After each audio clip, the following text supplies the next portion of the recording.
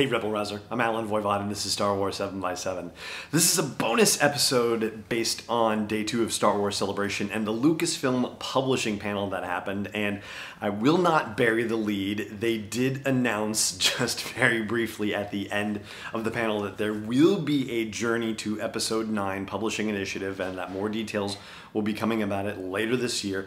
The graphic on it was such that it didn't even have the title of the movie. It still said Journey to Star Wars Episode 9. It doesn't say Journey to the Rise of Skywalker on it. So yeah, that's how that's how much people have been kept in the dark about the title of this movie, which is pretty impressive. So what we can tell you from this panel, or what I can tell you from this panel, is that there is one book that was hinted at that is very likely to be part of this publishing initiative. I will tell you about that toward the end of the show, but for now, here are the updates that we did find out about that, let's just dive right in for books that we already know about. For example, the Black Spire Outpost novel, Black Spire by Delilah Dawson. We know that it's featuring Vi Marati and that she's on a mission for the Resistance, excuse me. And what we find out from the panel today is that she is there to try and establish a resistance base at the behest of General Leia Organa, and this does take place after the events of The Last Jedi. Delilah described this as being, basically a story of a group of weirdos that are trying to build something together, and almost likened it to Brooklyn Nine-Nine in that fashion. So that sounds like it's going to be very cool. And for the first time, she confirmed that the character Cardinal from her novel Phasma will also appear in this book. We also heard from Timothy Zahn about Thrawn Treason, the third novel, possibly the final novel in a series of novels or a trilogy of novels about Thrawn, bringing him back into the canon.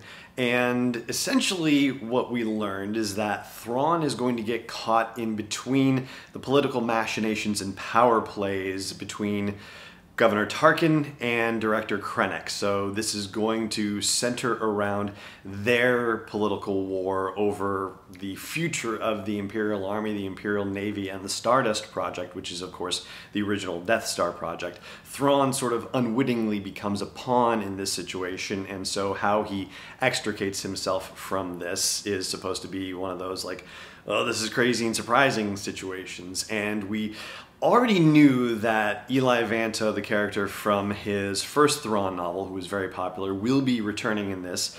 Admiral Aralani from the Chiss Ascendancy, who was first depicted in Thrawn Alliances, is also going to be back. And the Grisk, who were the enemy in Thrawn Alliances, we have also heard that they are going to be back as well. And Timothy Zahn talked about the challenge and the experience of writing a character like Thrawn who is so intelligent, and Zahn's take is basically that, part of the way that intelligence manifests is that he arrives at conclusions much faster than Zahn himself would be able to arrive at those conclusions. And additionally, it's not so much about the story, like, how he constructs his stories and whatnot. There are, conflicts to resolve and story arcs and that sort of thing. But ultimately, the novel is about people, it's about characters, and it's about their interactions. And so one of the ways that it's particularly unique is because the character of Thrawn is so unique.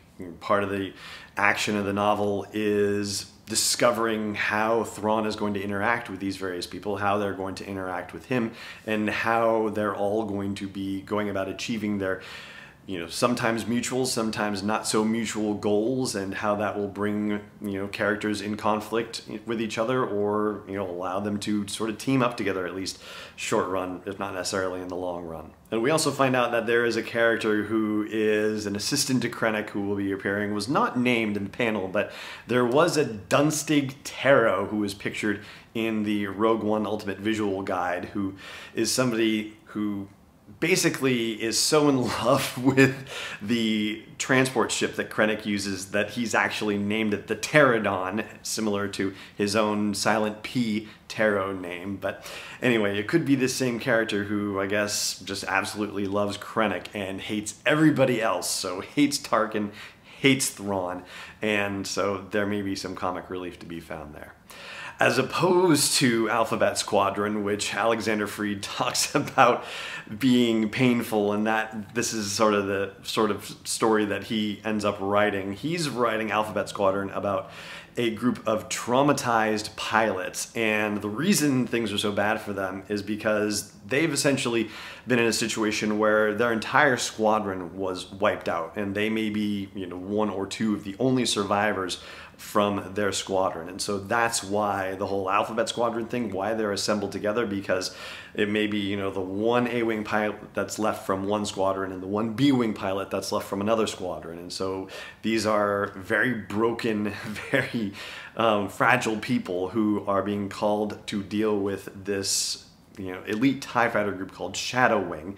And whereas there's one thing to say, these are the aces of, any sort of TIE fighter squadron or anything like that. But the way that Shadow Wing was described in the panel today was that, similar to a team that, wins a sports championship, they just get better and better, and they are better than the next group and better than the next group, and ultimately, they are just the survivors. They are the best of the best because they've managed to survive for so long, and they are essentially, the champions at this, and are wreaking a ton of havoc after the aftermath of the Battle of Endor. And so this Alphabet Squadron is organized at the behest of New Republic intelligence, and yes, under the command of General Harrison Dula, to take down Shadow Wing once and for all. And there is a flip side to that they talked about in the publishing panel, but this has already been revealed separately, that there is a TIE Fighter limited series in Marvel Comics that depicts Shadow Wing, so it's sort of the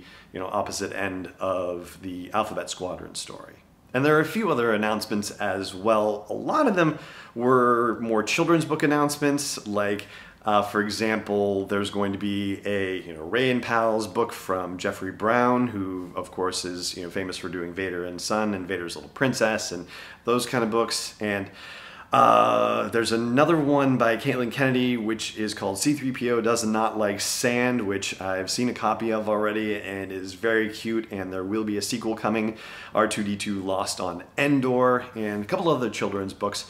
Also, and I'm sorry, Christian, I might get your last name wrong, Christian Blavelt, just the pronunciation, Blavelt. He did a couple of books called Be More Vader and Be More Yoda, which were very cool, and now he's coming out with two sequels to those, if you will, which are Be More Leia and Be More Lando, which seems like they're going to be very cool books. And so the last thing I want to share with you from the panel is, the one book that seems like it's probably part of the Journey to Episode 9 initiative. So Michael Siglane, who's the creative publishing executive for Lucasfilm, was moderating the panel and asking Justina Ireland, who wrote Lando's Luck, part of the Flight of the Falcon initiative, to talk about a book that she's in the middle of. And she was like, I don't know if I can talk about it. And he said, well, can you tell us if there are stormtroopers in it? And she said yes. And he said, can you tell us if the Millennium Falcon's in it? And she said yes. And so that's as far as they got. So, considering the time frame of things and how it's working out, it seems to make sense that this would be a Journey to Episode 9 book, a journey to the rise of Skywalker situation, being written by Justina Ireland as a middle grade book. So that's where I'm putting my betting money as far as that goes. And so I think that pretty much covers all the big news. There were a few other, book announcements as well, and a couple of ones that had already been mentioned elsewhere. If you remember the old Marvel Comics Star Wars series, like way back from the 70s and 80s, I guess as a thing to play around with Marvel's 80th anniversary, they're going to do a Star Wars issue 108, which is the issue that would be after 107, which was the final issue of the original Marvel Comics Star Wars run. Blah, blah, blah, blah, blah. There's all sorts of other fun stuff like that. So I think that pretty much catches you up on the major news from the Lucasfilm Publishing panel, and that is going to do it for this bonus episode of the show. Thank you so much for joining me for it, as always, and may the Force be with you wherever in the world you may be.